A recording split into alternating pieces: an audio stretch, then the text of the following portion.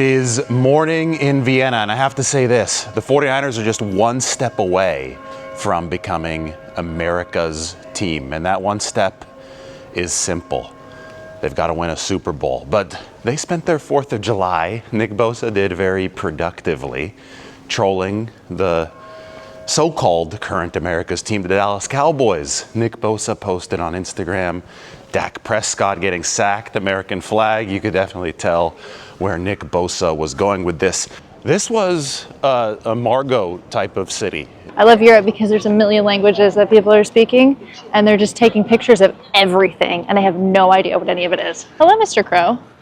Is that a raven or a crow? I don't know, his beak is huge. Baltimore Ravens. Okay, sir, sorry. This is gorgeous. Oh my gosh, look at this, look at this. Okay, these are all different species that they're growing here. Well, you put Margot in a nice garden, and it is like her Super Bowl, or at least like a very, very important game leading up to the Super Bowl for Margot. Yeah, this would be like a playoff game for me. Wow, look at it. It's just popped. Here's one thing, the top selling jersey in the entire NFL is a 49ers jersey. They've got so many future Hall of Fame, all-pro players on this team. They're obviously household names, not just in the US, but across the world. But they have to win that Super Bowl if they want to be called America's team. You could be a marketing powerhouse.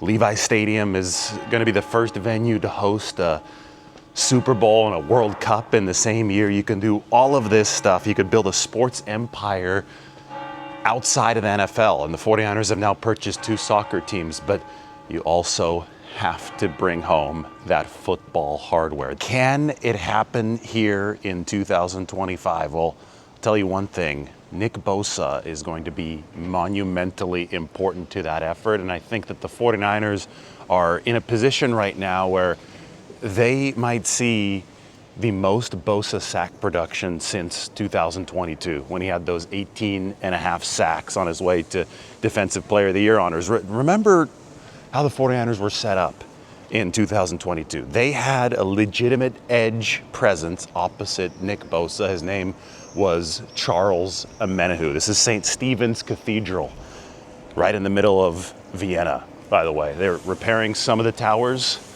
Not this big one. I believe this is the bell tower that we might have just heard at the start of the video. Early Saturday morning, streets are getting clean. This place is pristine. Hopefully we don't get wet as we walk by this guy doing some of his work. But the 49ers had a Amenahu back in 2022. In 2023, they're desperate for that quality edge setting presence opposite of Nick Bosa. They even traded for Chase Young. Right before the deadline, they had Chase down the stretch, but obviously they struggled against the run, and Chase Young struggled against the run at some key moments for the 49ers. 2024 situation was even worse for San Francisco.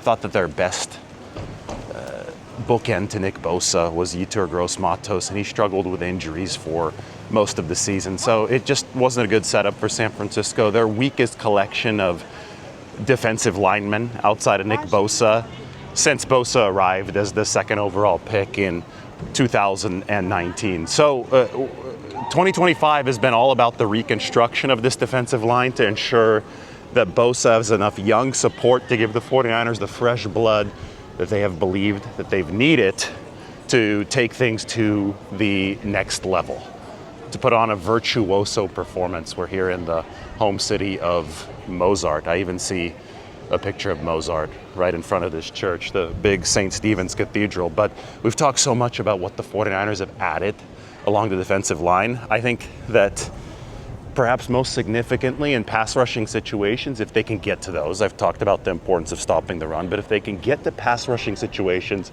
they now have Mr.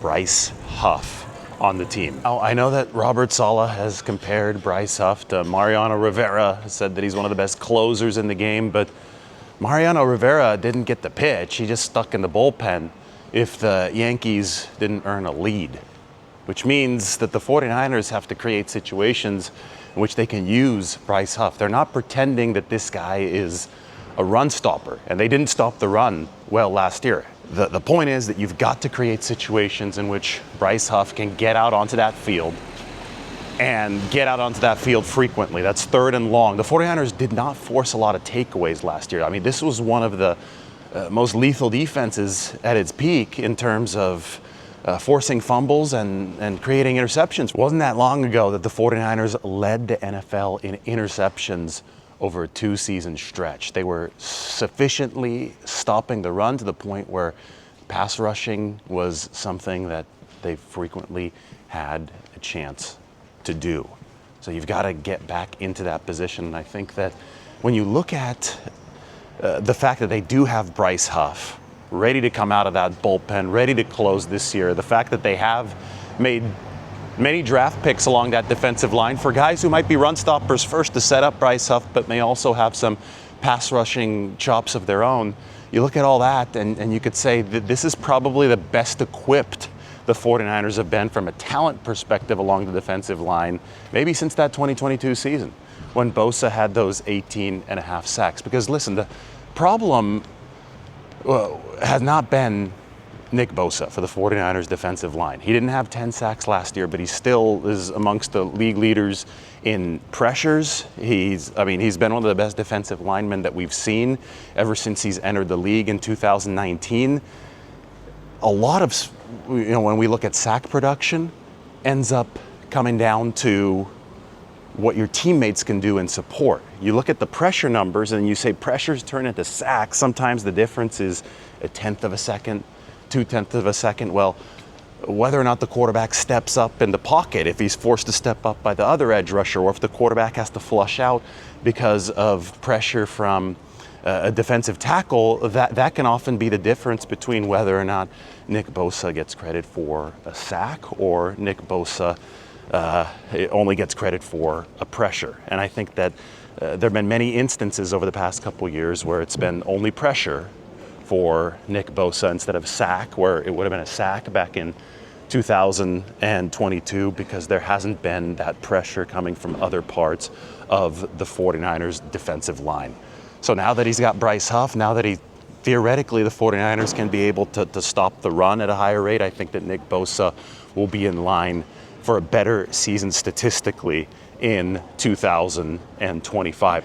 That might be the final ingredient that the 49ers need to bring this fully back to glory, fully back to Super Bowl heights, something that could give them legitimate stake, given the business numbers which have been so good for this team, something that could give them legitimate stake at America's team the day after the 4th of July. I thought Nick Bosa had the best 4th of July activity, so we highlight him today as we walk back to the hotel in Vienna, and then we got to run to the train station, getting off to the next spot. The city is striking. The public spaces amongst the best in the world, the gardens, just awesome. And then, German is a funny language. They call this Das Wiener Rathaus. That means Vienna City Hall. Did have the local delicacy, Wiener Schnitzel, the breaded and fried veal, and it was good. It was a good appetizer, but then you could go into anything at this food convention, which featured something bougie, something very Vienna-like. In the US, we've got the Coors Light deck. In Vienna, they have Aperol Spritz Piazza, and they also have random houses on back streets that have plaques on them that say Mozart used to live in this house and he used to compose his music in this house. I don't think that we can say that in the US, but they can say that and a lot more here in Vienna. I mean, this is really, really beautiful. Yes, the ultimate Beauty and the Beast rose here for you. I mean, this is really pretty outstanding. Wow. Doesn't smell as great as some of the others, but the color is a 10 out of 10. Ooh, what's that? Oh, these are more roses, but they're red roses. My idea of good content is coming to a rose garden or something like that, something more epic than that, and just miking Margot up and letting her roam. Oh, that smells so good. That one smells better. That color. Look at that color. Look at that color. It's like, ooh, you gotta smell this one, smell this one. Smell this one, David, smell this one. Smell it. Oh, for Dawn, KC, and all the Vienna muses. That's in English. We love that. Gosh, these are gorgeous. Look, okay, look, they've got like a little arch here, like a little pavilion. Oh, it's so neat.